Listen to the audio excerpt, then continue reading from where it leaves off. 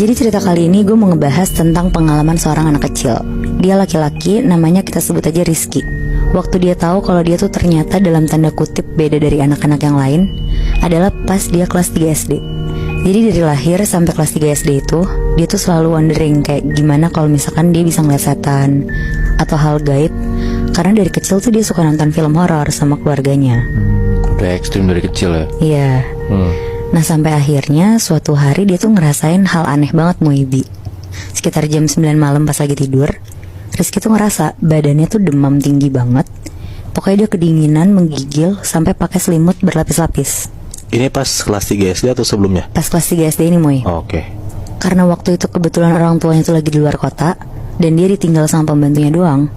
Jadi dia tuh cuma keluar kamar, bilang ke mbaknya kalau badannya tuh demam. Akhirnya dikasih lah obat demam. Terus Rizky balik lagi ke kamarnya. Dia lanjut tidur lagi. Sampai akhirnya tiba-tiba sekitar jam 1 malam dia tuh kebangun karena denger kayak ada suara bisik-bisik gitu. Kayak Pas dia diemin, suara tuh makin banyak dan makin bisik-bisik gak jelas gitu Moy. Tapi dari arah mana gak tahu? Kayak dari sekeliling kamarnya dia. Oh anjrit. Akhirnya karena dia juga ngerasa keganggu, dia nyoba buka matanya.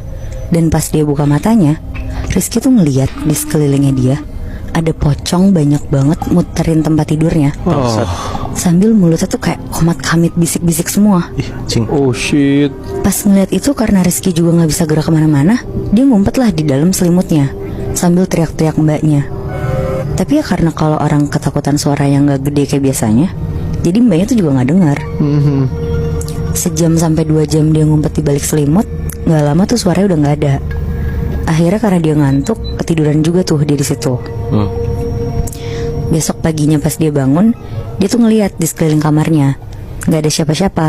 Terus dia langsung minta mbaknya tuh nyambungin telepon ke mama papanya. Pas diangkat, Rizky tuh histeris nyeritain kejadian semalam yang dia lihat ke orang tuanya. Terus orang tuanya tuh karena denger Rizky kayak gitu, jadi mereka nenangin Rizky sambil bilang kalau mereka bakal pulang ke rumah lebih cepat karena harusnya tuh pulangnya lusa. Makanya akhirnya pulangnya besok. Oke.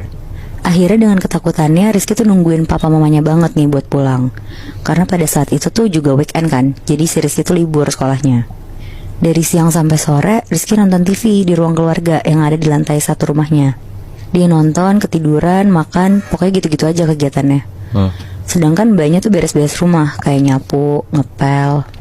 Nah pas lagi nonton TV sambil bengong-bengong, Rizky tuh kayak tiba-tiba pandangannya kabur.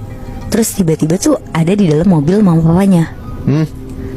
Kayak dia tuh dalam keadaan